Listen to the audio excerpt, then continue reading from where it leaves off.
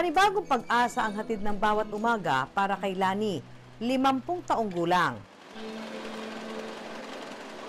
Panibagong pakikipagsapalaran para maitawid ang pangangailangan ng kanyang 3 anak, si Joyce, Kim at si Tricia na may CKD o chronic kidney disease. Mapapansin nyo po, kahit payat siya, yan kala nyo payat ha, pero pag pinindot nyo, tingnan nyo po, lulubog. Ibig sabihin, mana siya, maraming tubig sa katawan na yan, no?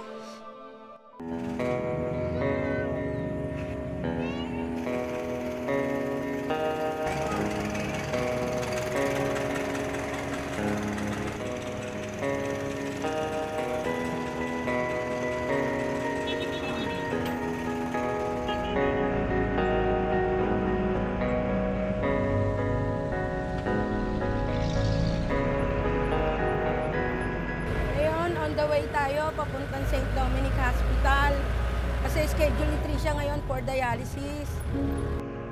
Dahil sa taglay na sakit, 3 beses kada linggo kung sumailalim sa dialysis ni Tricia.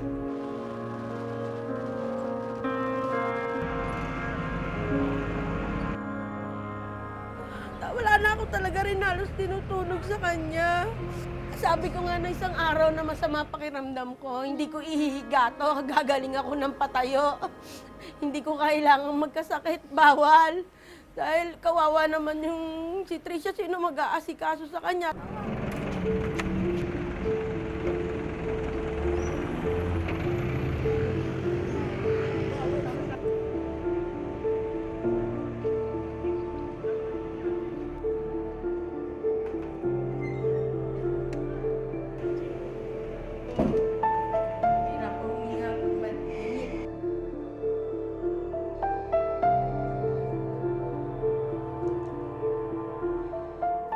Kada sesyon, humigit kumulang 2,000 piso ang kanilang nagagastos.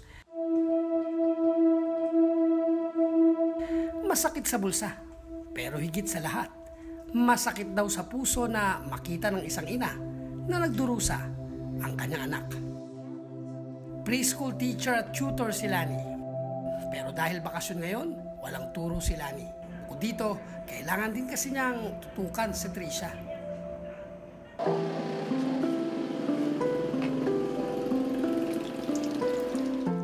Ang higit na nagpapabigat sa kanilang sitwasyon, walang katuwang sa buhay si Lani. Ang kanyang asawa, yumao 6 na taon na ang nakalilipas dahil sa lung cancer. Kaya siya na ang tumatayong ina at ama ng mga bata. Simula nang namatay ang husband ko, talagang ako na nagkukumpuni ng mga nasisira sa bahay namin.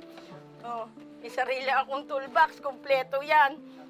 May mga gamit ako. Tapos, ayan, kitang-kita mo bago pa. Ibig sabihin, kakakabit lang. Hindi ako tumawag ng karpintero o sino mang lalaki dito sa looban.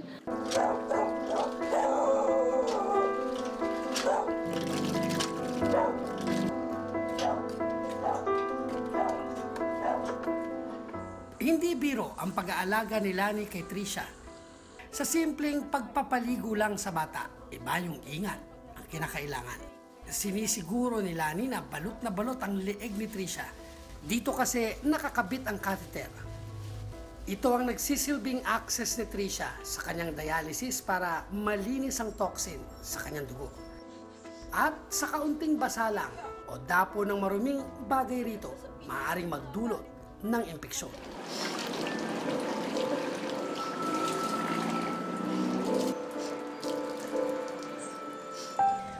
Dahil mahina ang pangangatawan ng bata, hindi niya kayang tumayo ng matagal.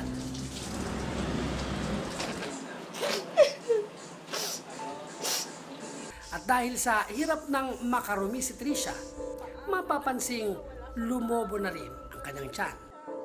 Kaya mahirap din para sa bata na maligo ng nakaupo. Kaya kailangan siyang ihiga. Bago natigil sa pag-aaral dahil sa kanyang sakit, consistent honor student daw si Tricia.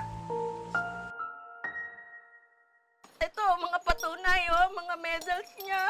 Ito yung medal niya na pinakamahalaga para sa akin. Ito yung nung kinder siya na 80 yung classmate niyang kinder. Siya yung class valedictorian. Ganoon na lang ang pagmamalaki ni Lani. Dahil ang sabi nga, ang tagumpay ng anak, tagumpay na rin ng isang ina. Pero ang tagumpay na mas inaasam ngayon ni Lani ay ang pagbuti sana ng kalagayan ng anak. Hirap din si Lani sa pagpapakain kay Tricia. Sa simpleng paglunok lang ng bata, kitang-kita na hindi ito komportable at tila ba may kirot itong nararamdaman. Makakaawa kaya yan.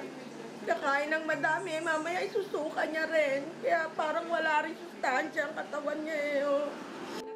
Bihira na nga lang din magsalita si Tricia. Maging ang kanyang pag-inom, kailangang idaan sa tiyupon. Parang inom. Ganyan lang siya uminom ng tubig. Bawal na bawal sa kanya ang tubig kasi yun magiging dahilan ng pagmamanas niya o kaya paglaki nga ng tiyan niya. Sa tuwing nakikita ang kalunos-lunos na sitwasyon ni Tricia, para bang paulit-ulit daw na nadudurog ang puso ni Lani. Sana pwede kong kunin yung sakit niya. Ako matanda na ako, mas kakayanin ko yun eh. Eh siya napakamura ng katawan niya. Napakamura ng isip niya. Napakabata niya pa para makaranas ng gantong karamdaman kasi.